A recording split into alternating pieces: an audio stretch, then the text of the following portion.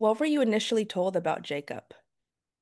Ooh, interesting. Yeah, I was initially told, well, I was sent the first episode. I had a great meeting with everybody. I felt that, oh, this guy is, very relatable. Like, I feel comfortable playing him. Great. I wonder where this is going. And then, at the end of the first meeting, it was like, just so you know, he gets really bad towards the end. It's like, oh, great. Oh, I wonder what he does. He seems like such a nice guy that's just, caught up in these,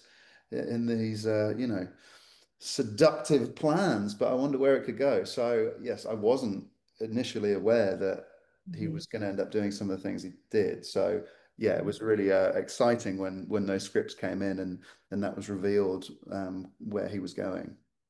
Oh, yeah. Yeah. So Jacob seems to be the first one to kind of fall into Mia's trap. On the Mhm. surface, it seems like Charlotte and Jacob have this perfect marriage, but the quickness in that might suggest otherwise. Is there more to Charlotte and Jacob's past viewers can expect to learn about as the season goes on? Yeah, I think particularly in episode three, we go back to Antwerp, where a lot of their sort of romance began. And of course, it's under the guise at this point of Jacob trying to save face and to make up for this terrible act that he's just done Yeah. in the previous episode. But yeah, you certainly get a bit more of their backstory there. You learn more about Leo and kind of what sparked some of that jealousy and that sort of heated relationship that Jacob and Leo have. But I think we're really finding them at a point in their lives where they've sort of ticked a lot of boxes. They've got the great jobs, they've got the great house, that but they're sort of like plateauing. They don't have kids. They don't quite know if they're in a great spot or in a bad spot. And of course, then things start to unravel quite quickly when Mia comes along. So yeah, Yeah. So Jacob seems to have many secrets that Mia slowly pokes at as she worms her way into their lives. Do you think those are genuine relationships or just purely her manipulation into getting into their heads? interesting. I think Mia is a sort of master manipulator, even if maybe it's some of it's unconscious, given her past traumas and what she's been through.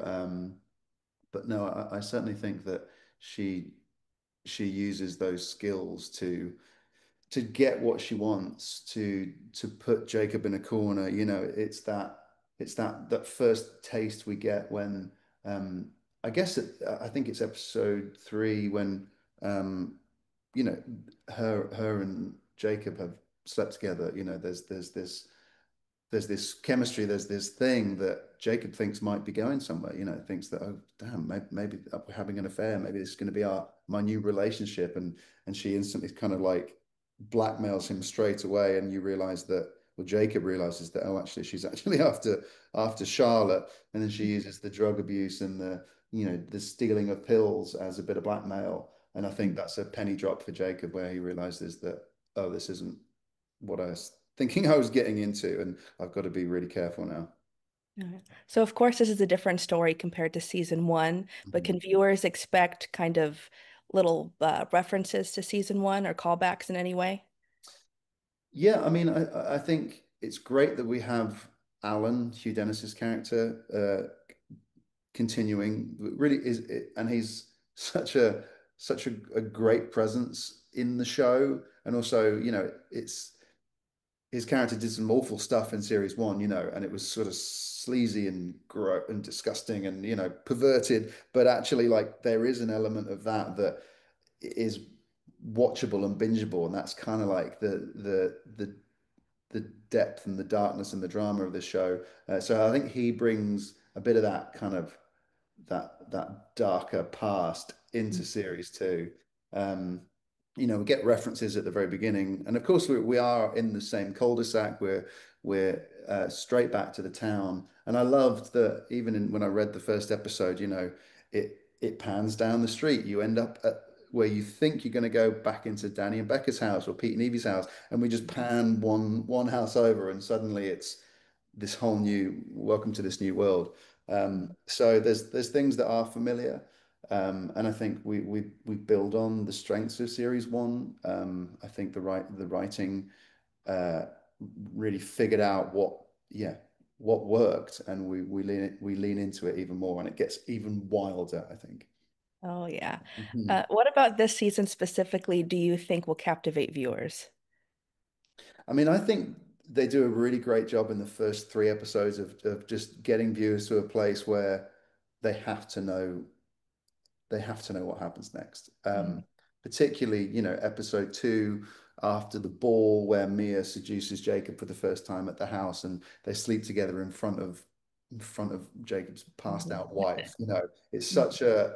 such an intense moment, such a terrible moment that I mean, I remember reading it on the page going, oh my God. Mhm. No, really? And then in this actual sequence, I could barely watch it. It was just like, whoo, it was really intense. So, and then I think the following episode where there's this guise of Jacob just trying to power through and celebrate their anniversary with all this chaos of thinking Mia is following them to Antwerp. I think, yeah, certainly the first few episodes really set up these characters, this dynamic, this, it's quite a slow burn in a sense of I like the way that it's paced at the beginning and we're not suddenly thrown into crazy situations, in the first 5 minutes. It's quite domestic. There's a tension in the air. It's slow. It's paced. So I think, you know, uh, yeah, after those first three, I think like anybody's hooked. Oh yeah, no, you're right. The endings just get you to keep pressing down, Yeah. wanting to continue with the story. So it was so great. Do you have a personal favorite episode you're excited for viewers to see? Or just a twist that you're excited for people to discover? Well, I mean, certainly, yeah, certainly like the twist. If you've seen everything, for me, playing playing Jacob was yeah a really great acting challenge because he goes on a huge arc. He goes on, he starts at one level, which is, just a kind of charming, kind of a little goofy here and there, dude in his 30s, like, just kind of plateauing with the relationship and then suddenly just gets put into scenarios that he's never been in. And of course, ultimately finding the arc of sort of professional jealousy and emotional jealousy that Mia brings, and then yeah, finding the pathway to some of the things that he does, ultimately ending up in trying to kill his wife, is like, yeah, that's the moment where I want people to go, oh my God, we had no idea. Mhm. And I think the show does that really well. And from, the British audiences that have seen it already.